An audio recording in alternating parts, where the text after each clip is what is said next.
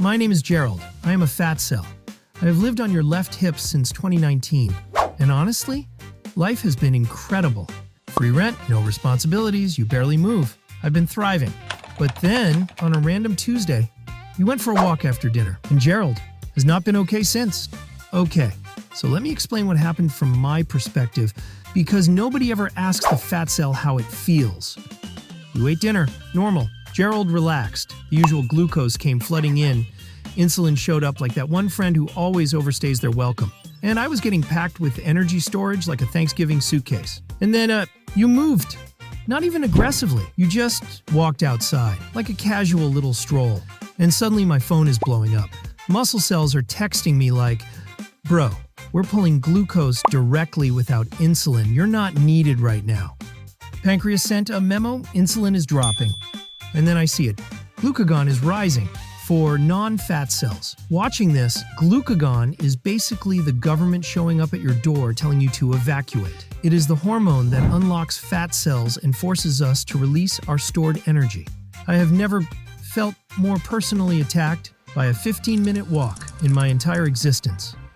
Day 1. The walk happened. I want to be clear, I survived, but barely. Here is what went down inside your body while you were out there thinking about absolutely nothing. Your blood sugar, which was spiking after dinner like it always does, dropped by almost 30% because your muscles were just vacuuming glucose out of the bloodstream like they owned the place.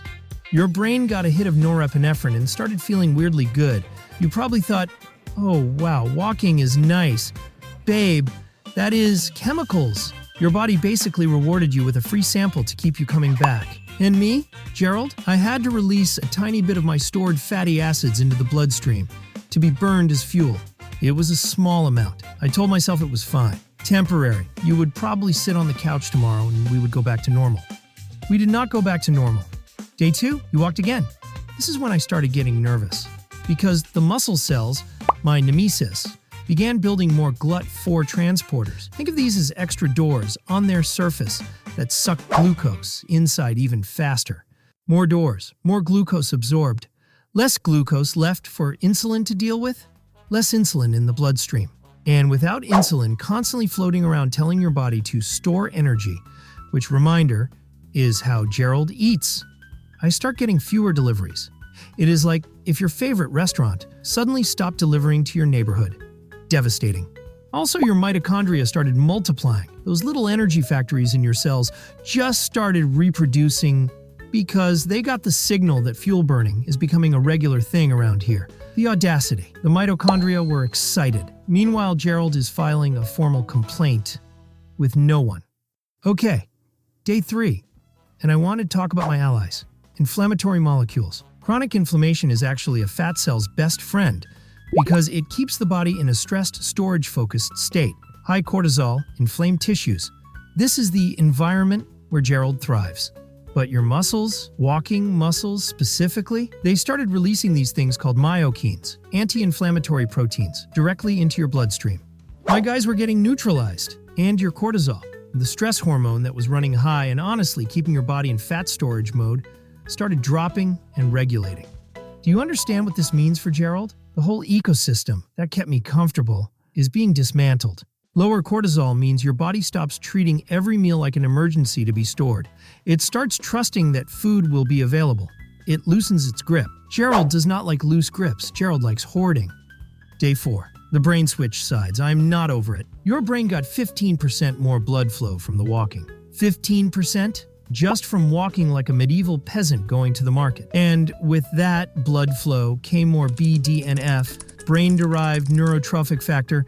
You know what scientists literally nicknamed this? Miracle Grow. For your brain, new neurons growing, existing connections getting stronger, your hippocampus, memory center, physically getting denser. Why does Gerald care about the brain? Because a sharper brain starts noticing things, like how you feel better, like how maybe you should keep doing this, like how the walking is working.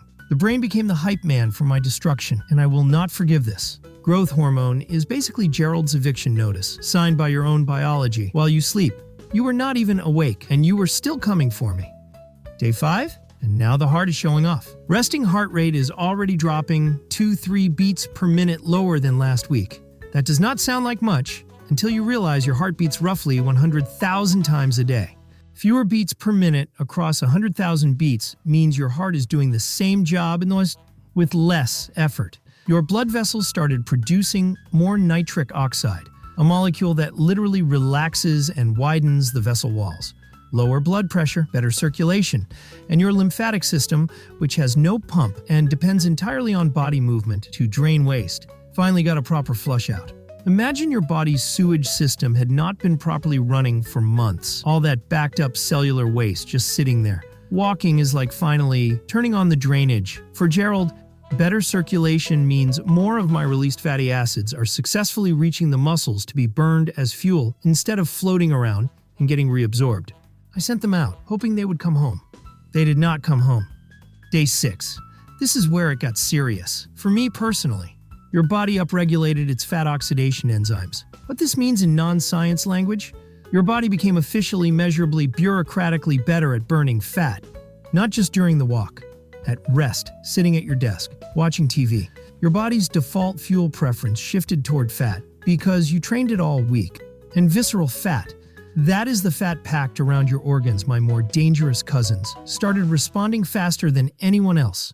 Visceral fat is metabolically active, which sounds like a compliment, but it means it also disappears faster when you get moving. Gerald is on the hip, relatively sheltered, but I watched my colleagues near the liver and stomach getting absolutely demolished, and I knew I was next. Day 7, and your body has a new baseline. Insulin sensitivity, measurably improved. Cortisol rhythm, regulated. Gut microbiome, shifted. Brain formed, expanded, heart and stronger. Mitochondria, multiplied.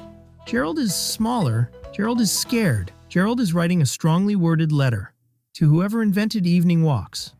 But also, and I cannot believe I'm saying this, your body genuinely wants to keep doing this now. The dopamine pathways have strengthened around the habit. The walk that felt optional on day 1 now has a little pull on day 7. Gerald never stood a chance. Since Gerald is apparently losing this battle, I am going to do something unexpected. I am going to tell you the mistakes that save me. The things people do that accidentally cancel out everything we just talked about. Consider this a villain origin story. Mistake 1. Walking before the meal instead of after.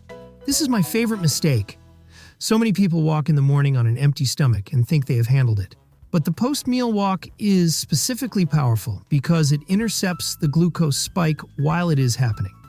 Gerald loves an uninterrupted post-dinner glucose flood. Mistake 2. Walking and then sitting for 6 straight hours.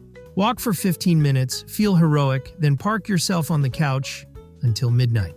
Prolonged sitting reactivates fat storage signals, raises triglycerides, and reduces the enzyme activity that walking just boosted. The walk is powerful. 6 hours of stillness is also powerful. They fight each other, and Gerald wins on points. Mistake 3. Walking too slowly. A shuffle is better than nothing. But to unlock the full hormonal response, the GLP-1, the myokines, the meaningful glucose uptake, you need a brisk pace. The rule? You can hold a conversation, but you would not want to sing. If you are slow enough to comfortably read a menu, Gerald is comfortable. Mistake 4. Eating something sweet mid-walk. Oh, this one. People bring snacks on a 15-minute walk. You literally just dumped glucose back into the bloodstream your walk was clearing. Gerald just got a resupply shipment. I cannot thank you enough. Mistake 5. And Gerald's only real hope? Stopping after day 7. The adaptations. GLUT4 upregulation, mitochondrial density, insulin sensitivity, begin reversing within 3 to 5 days of stopping. Your body is not loyal. It is responsive. Stop the signal. It stops adapting. Gerald can rebuild. Gerald is patient. Gerald has been on your hip since 2019, and he can wait. Gerald is done fighting. Here's the exact protocol that took me out. Use it responsibly, or don't. Honestly, at this point, just end my suffering. Brisk and purposeful. The I'm slightly late but not panicking pace. Arms swinging naturally. Posture upright, because slouching cuts your lung capacity and reduces the cardiovascular return. And if you can leave your phone in your pocket and actually look around, the mild environmental engagement boosts the neurological benefits. Also, Gerald finds it extremely annoying when you are happy on your walk. 10 minutes produces measurable blood sugar reduction.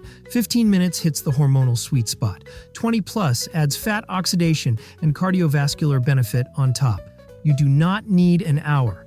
You need to be consistent. Gerald can survive one dramatic week. He cannot survive you making this a lifestyle. 7 days, 1 walk, and your entire internal chemistry shifts. Start tonight, after dinner. Don't even think about it. And if you want to know what happens to Gerald in week 2, when you add one more small habit on top of this, subscribe, because that video is going to be even worse.